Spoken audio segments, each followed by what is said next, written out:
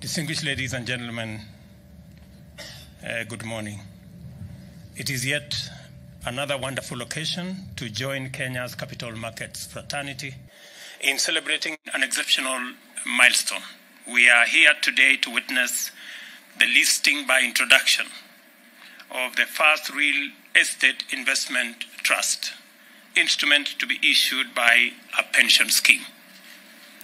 This momentous listing signifies the evolution of our capital markets, which have consistently shown resilience in the face of challenging local and global financial developments, as well as responsiveness to the needs of a market that gets increasingly complex and sophisticated with each passing day.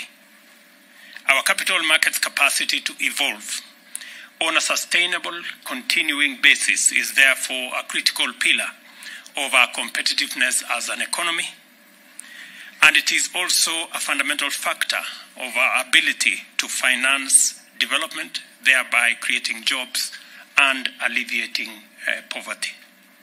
Today's introduction of the Trust Imara Real Estate Investment Trust is the culmination of commendable collaboration among industry stakeholders in pursuit of innovative instruments that enhance the credibility, competitiveness, liquidity, and efficiency of our capital markets.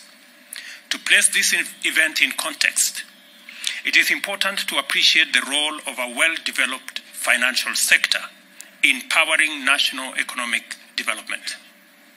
The presence of deep and efficient markets is a fundamental precondition for further economic growth. Kenya's financial sector is strong, competitive, and I say vibrant as well. A debt and equity market like ours has been effective in mobilizing domestic as well as international capital, thereby complementing other forms of financing, fostering the rational embrace of elements of risk inherent in new, innovative, and pioneering enterprises and supporting long-term investment. The government is committed to expanding opportunities for both investors and issuers in Kenya. We are motivated in this quest by a number of compelling reasons. First of all, as I observed last week during the unveiling of the State Department of Investment Promotion and unveiling of the National Investment Council, there is urgent need to reverse our negative post-pandemic foreign direct investment outlook, which has seen Kenya stand out as the only regional economy that is not experiencing significant growth in foreign direct investment flows. It is our firm agenda to turn the situation around and take aggressive measures to return our economy as a leading destination for international investments. Secondly, I also indicated during my visit to the Nairobi Securities Exchange for the launch of the marketplace that it is imperative for our capital markets to devise appropriate mechanisms that leverage the savings component of all funds, including Hustler Fund, diaspora remittances, bank deposits, capital markets, SACCOs, insurance plans, savings held in fintech and other assets to provide a sustainable critical mass of capital to finance the transformation of our country. For sustainability, these mechanisms must be affordable to borrowers while giving an attractive return to savers, and I am persuaded that our capital markets can offer reliable alternative funding for all categories and sizes of business, which is also responsive to their long-term strategic intentions. This is how, by saving, Kenyans at the bottom of the economic pyramid can become lenders and investors who finance national development and economic growth. Thirdly, I have been to various parts of the country spreading the transformational footprint of our affordable housing program. It is our intention to increase the availability of cheap and safe houses so as to plug the housing deficit, which currently stands at about 5 million units. The execution will combine efficient building and construction, consumption of local materials and locally manufactured accessories and fixtures, and the employment of hundreds of thousands of both skilled and unskilled workers. Just to put it in context, we managed to unravel this whole sector about real estate, which was for a very long time hostage to high-end development of housing units. In fact, of the 50,000 units that were built every year, you could hardly get 2% of it being affordable. We decided to intentionally and deliberately desegregate the housing sector, and the biggest component that always impeded the development of not just affordable housing, but housing in general, was the cost of land. In fact, it contributed maybe up to anywhere between 20 and 30% of the cost of a house. We have since, as a government, made land for construction of houses free. And I want to congratulate many counties that have made close to 4,000 acres of land in very prime land in many parts of our towns, in fact, towns across Kenya, worth anywhere between 20 and 30 billion Kenya shillings. That's the land that currently is available for housing that you don't have to pay for. We also sorted out one more problem. Everybody was building a designer house. And you know what designer means. So to be able to build houses on scale, it became necessary to standardize all the aggregates of what builds up to a house. Standardize doors, standardize windows, standardize all the components of a house. And today I can tell the private sector proudly that we have standardized all doors for all affordable housing units. We have standardized all windows, hinges, and all the other components. And in our plan of 200,000 houses, what that means is that we, the private sector, the cement manufacturers, the steel manufacturers, the people involved in housing, producing housing products, you now have a clear path on what you can build your business towards. In our housing plan of 200,000 houses every year,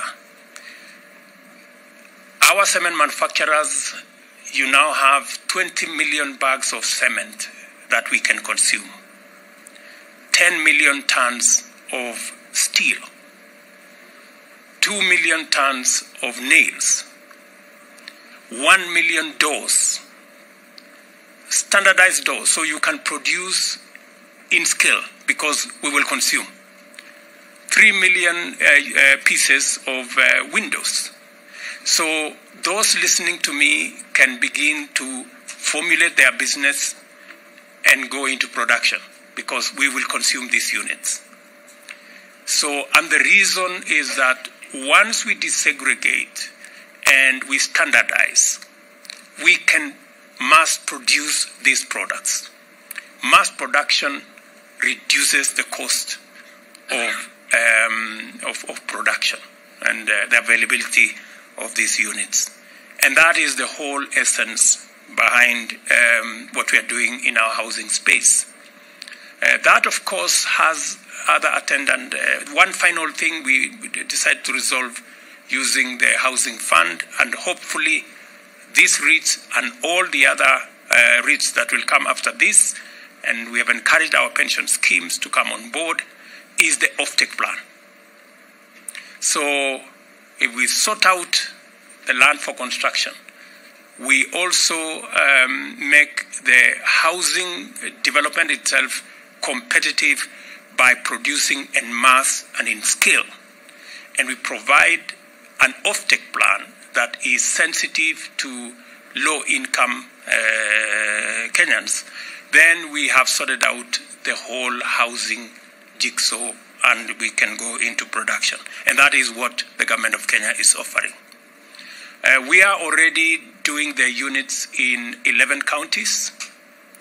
We have advertised by 30th of this month another 7 counties.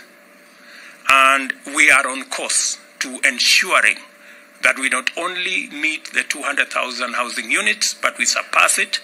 And therefore, I am challenging our pension schemes to step up and provide the offtake. I know a fund manager is looking at a treasury bond, and that gives him a fair return. I want to encourage you that you will not only get a fair return by investing in our housing scheme, but you will have big impact. You can look at a house and you can proudly say, I supported Kenya, a Kenyan to have a roof over their heads. So I think it will be a double win. We look to the capital markets as the principal source of the funds for the affordable housing program, as well as development pillar of our transformational agenda. In particular, the investors participating in the public-private partnership that will become the favored delivery mechanism, which will benefit tremendously from affordable capital sourced in liquid and efficient capital markets. Further, beyond PPPs, the government is committed to the expeditious divestiture of government interest in various entities across several sectors through privatization. We expect the capital markets to rise to the occasion and mobilize capital and give the taxpayers excellent value.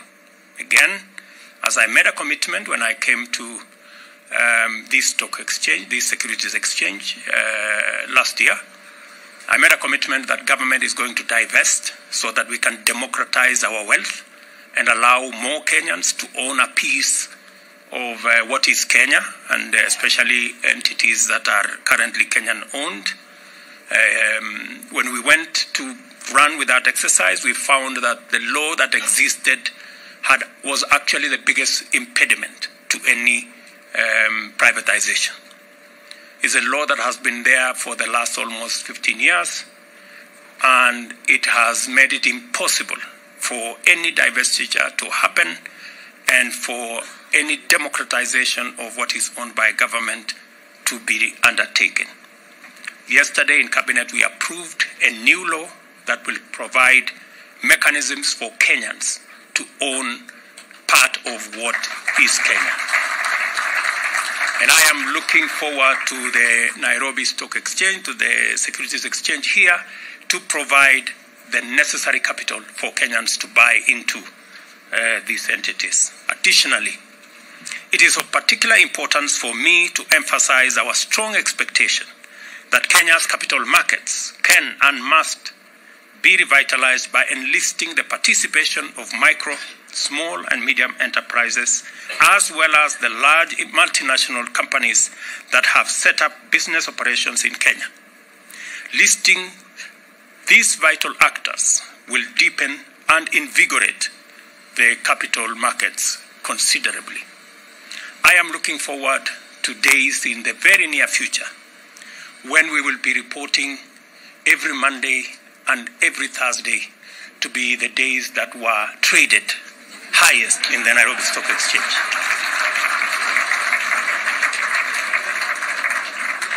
My second visit to the Securities Exchange today underscores the understanding that as a strategic actor in the economy, the capital markets fraternity is going to play a central role in supporting our economic recovery in the short term and national socio-economic transformation in the long term. With its impressive diversified product offering, I am confident that the NSE can facilitate investors to construct strong portfolios across a broad range of globally attractive investment products. Like other developed markets, our capital markets now offers quasi as well as advanced products, including real estate investment trusts, exchange-traded funds, and derivatives. Besides, I am encouraged to note that the NSE has invested in world-class infrastructure to enable it separate trading from post-trading activities. As a result, a platform for novel products like day trading activities has emerged. Additionally, this infrastructure provided much-needed resilience which enabled the NSE to weather the disruptions occasioned by the COVID-19 pandemic. It is clear, therefore, that the NSE is the ideal institution to power our economic resurgence and finance our national socio-economic transformation.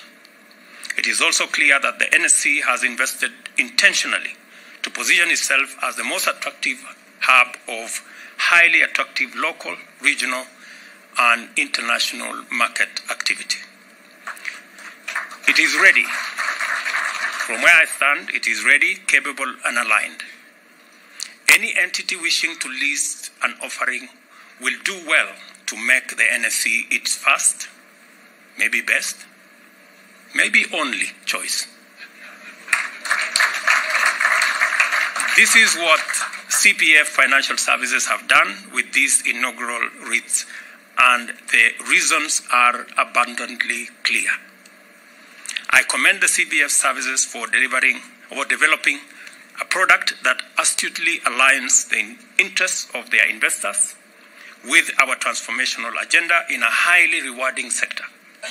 This kind of visionary problem-solving, strategic imagination is needed to usher our capital markets and economy back to its traditional pioneering place. At this point, I wish to emphasize the government's commitment to sound, consistent, stable, and predictable investor protection mechanism consisting of an impartial and transparent regulatory framework. We shall not compromise on our quest to establish and maintain a standard of leadership, governance, and management in our capital markets that inspires the confidence of international capital markets actors and investors in order to reverse our recent negative performance. It is our intention to give comfort to local and international investors through credible and effective institutions and reactivate our dormant central depository investor accounts.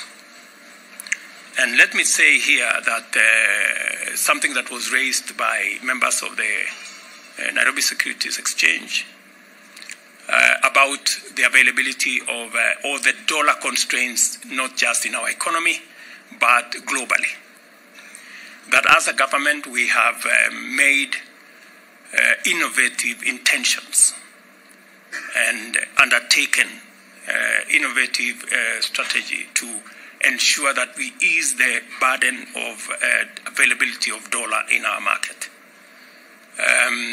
We just concluded last week an arrangement, a market-driven arrangement in our fuel sector that will see Kenya access all our fuel needs on a deferred 6-month credit. That will eliminate a demand of $500 million every month from this market. And therefore, for the people who work numbers, I am giving you free advice that those of you who are holding dollars, you surely might go into losses. You better do what you must do, because this market is going to be different in a couple of weeks. And secondly, we, through the central bank, we are having conversations to reinstate the interbank exchange market that has since not worked.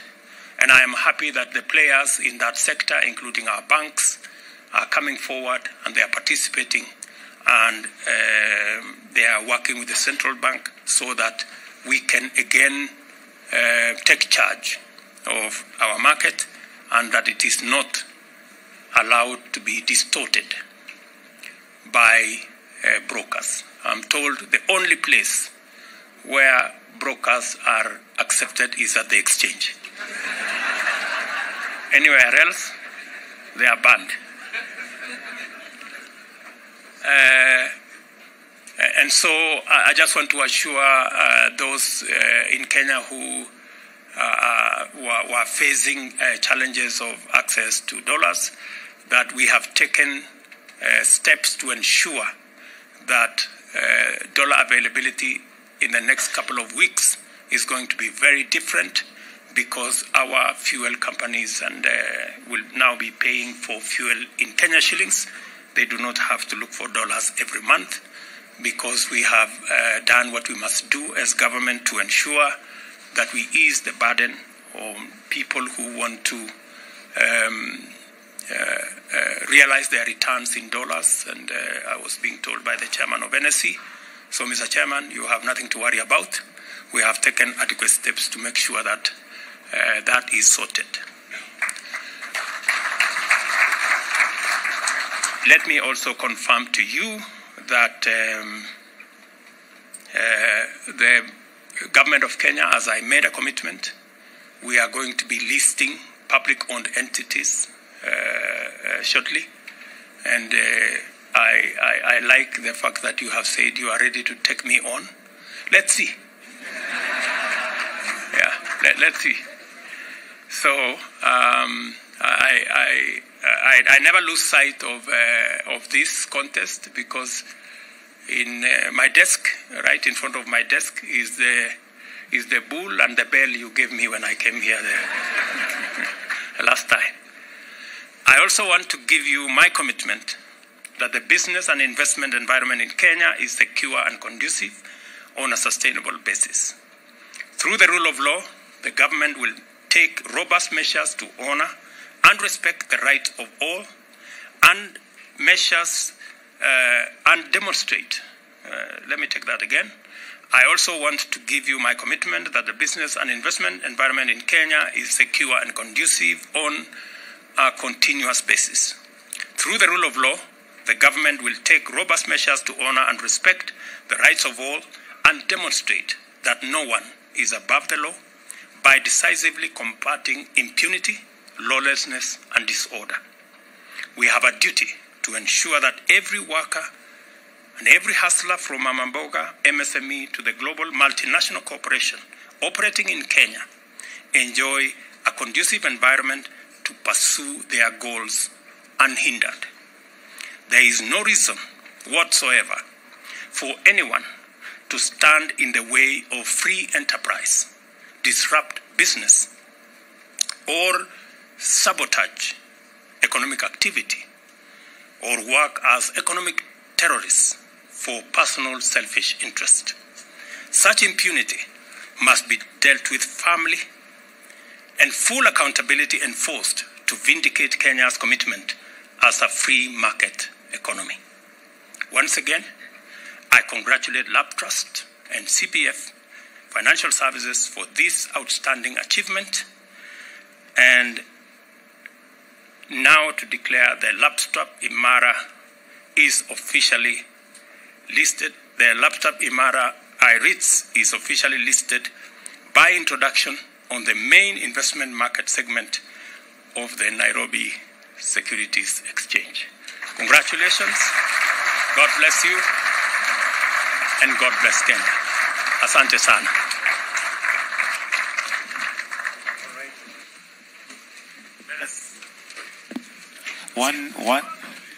Let us give His Excellency one more round of applause. Thank you very much, Your Excellency. And with your permission, sir, CPF Lab Trust had a gift that they had prepared for you, so I'll invite Mr. Kili to just come and